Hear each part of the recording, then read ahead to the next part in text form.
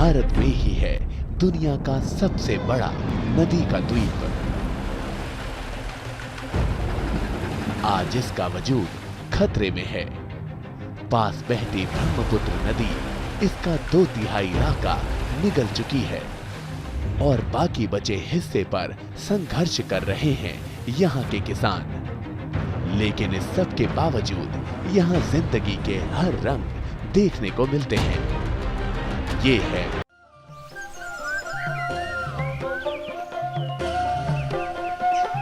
सात बहनें कहे जाने वाले पूर्वोत्तर राज्यों की सबसे बड़ी बहन है असम।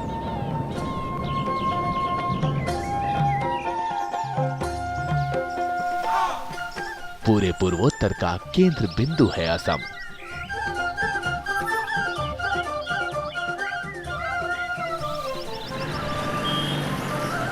और उसका ये नगर गुवाहाटी। इस समय गुवाहाटी पूरी तरह जगह नहीं है। पास ही बहती ये ब्रह्मपुत्र नदी भी शांत मुद्रा में है। लेकिन जिंदगी की चुनौतियां गुवाहाटी में नहीं दिखती।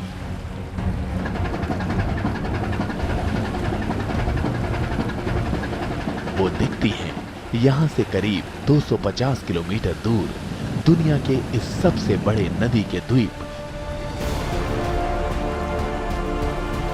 माजुली में।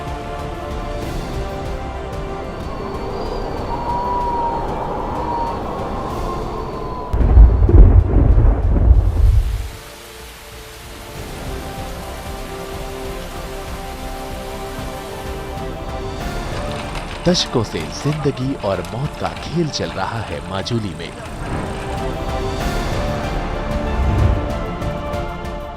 और इसके गवाह हैं यहां रहने वाले।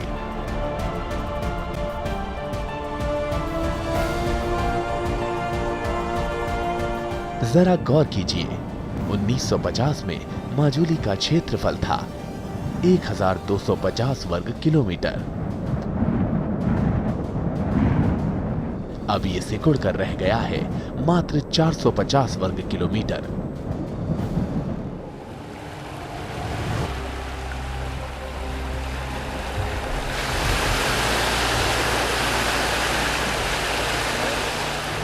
हर साल ब्रह्मपुत्र नदी माजुली के कुछ हिस्से को निगल जाती है।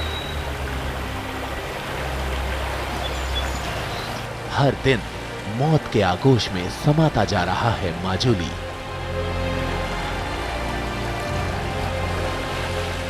अगले 30 साल में माजुली पूरी तरह विलुप्त हो सकता है।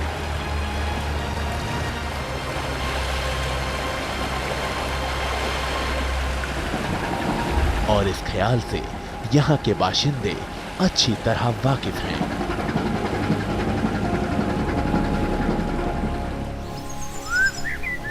पर इस सब के बावजूद अपनी ही लय और ताल में झूम रहा है माजुली।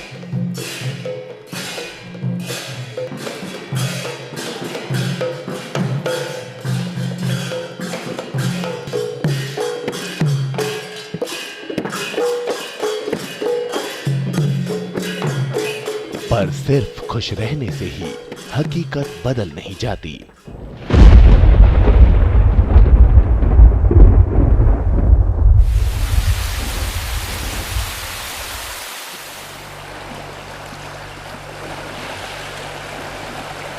हर साल मॉनसून के दौरान ब्रह्मपुत्र नदी माजुली पर नया आक्रमण करती है।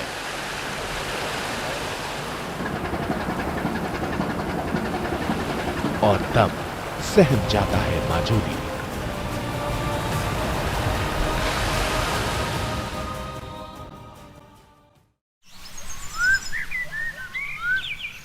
माजुली की करीब 70% आबादी मिशिंग समुदाय की है। मॉनसून का सबसे ज्यादा प्रभाव इन्हीं लोगों पर पड़ता है।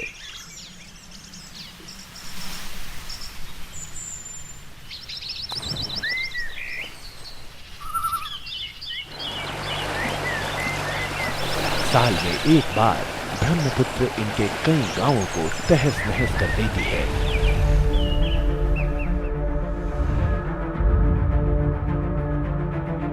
मजबूर कर देती है इन्हें किसी दूसरी जगह डेरा डालने पर।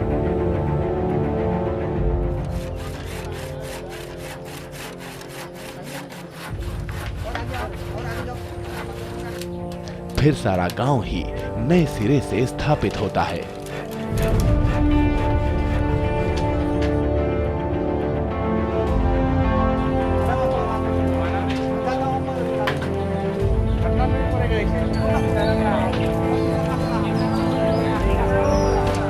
ऐसा ही ये नया बसा गांव है करातीपार इलाके में।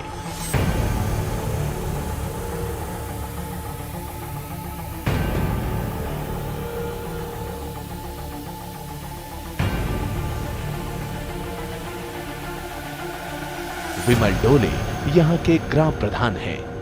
अपने लोगों की दिक्कतों का हवाला वो कुछ इस तरह से देते हैं।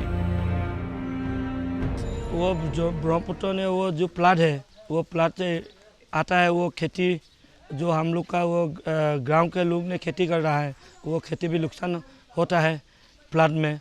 वो घर भी नुकसान होता है। घर के हमारा मिसिंग आदमी के लोग वो सांग घर है, तो वो सांग घर में पानी, वो तल है, सांग घर का तल में पानी होता है। वो हम लोग का वो कुकुरा है, गाहरी है, वो गाहरी भी वो प्लाट ने वो बारिशा प्लाट वो।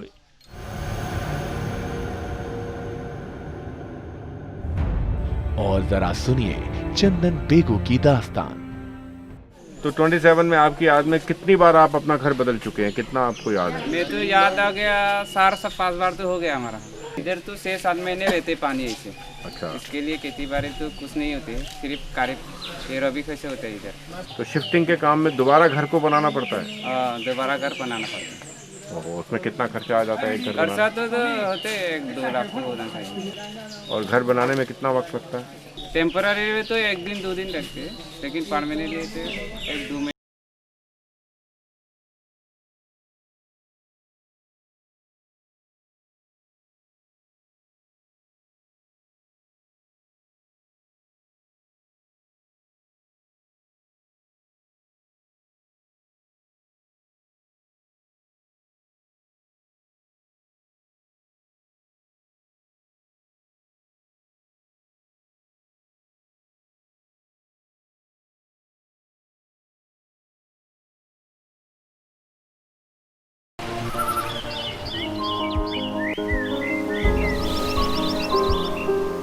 एक और चीज जो यहाँ आपका ध्यान आकर्षित करेगी वो है यहाँ की सफाई और स्वच्छता। कूड़ा और गंदगी ढूंढने से भी नहीं मिलेगी इन घरों के आसपास। और रही हर कुछ साल के बाद नया घर बनाने की मजबूरी, तो उसे भी ये मिशिंग लोग सहजता से स्वीकार करते हैं।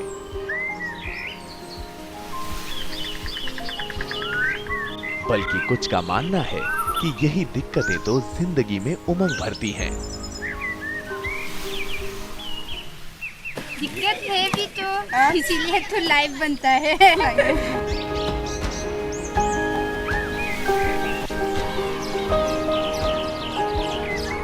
प्रकृति के साथ गहरा रिश्ता है मिसिंग समुदाय का।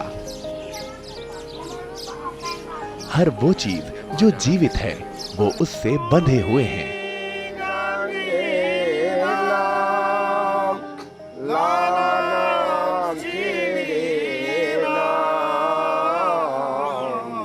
ये दार्शनिक फलसफा इनकी हर गतिविधि में नजर आता है।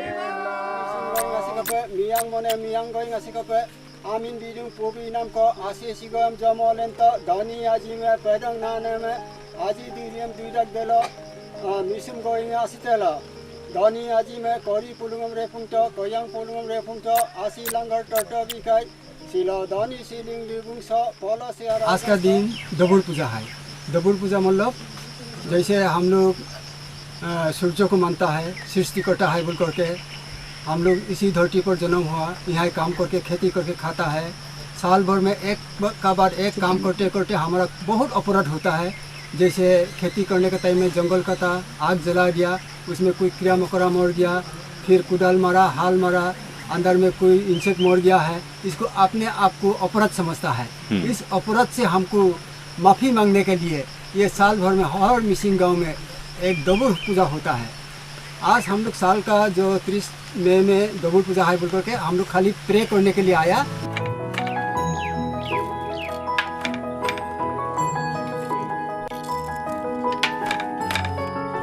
कर्मठता भी दिखती है इन मिशिंग गांवों में। सूत काटती ये महिला जानती है कि माजूली में जिंदगी जीना आसान नहीं।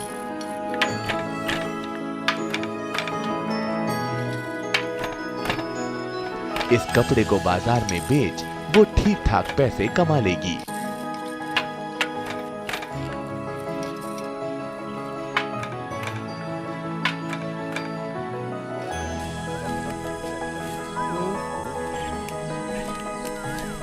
जवान हो या बूढ़ा, हर कोई माजूली में काम करता दिखेगा।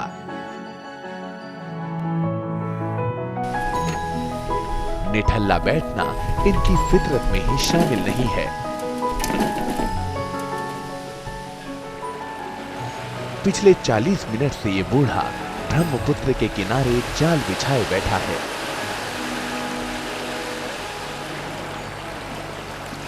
अभी तक एक भी मछली नहीं फंसी, पर कोई बात नहीं, कभी तो फंसेगी।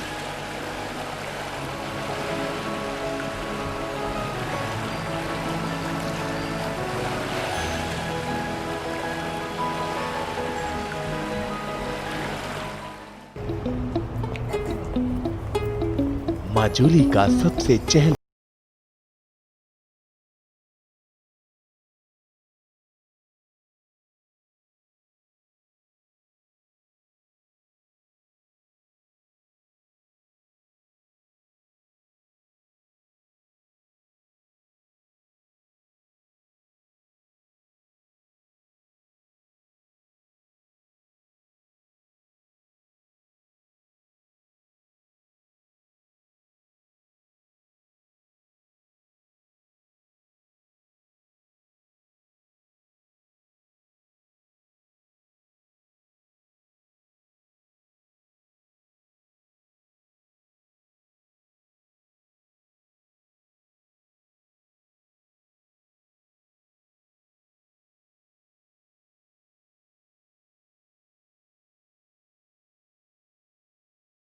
उनके खेत ही गायब हो जाएं।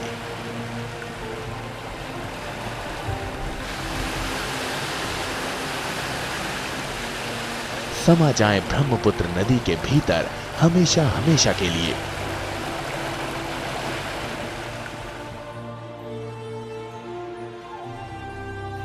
पर एक और बड़ा कष्ट है माजूली के किसानों को। वो है उनकी पैदावार की सही कीमत ना मिलना। वजह साफ है, माजूली के किसानों के लिए सबसे नजदीकी मंडी है असम के ही जोरहाट शहर में।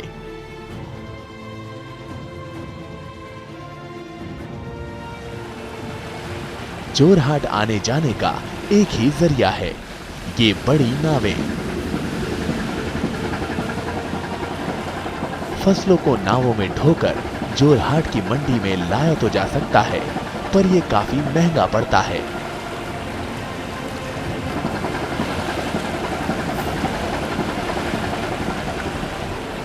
और इसी वजह से बड़े लाभ से अक्सर चूक जाता है माजूली का किसान।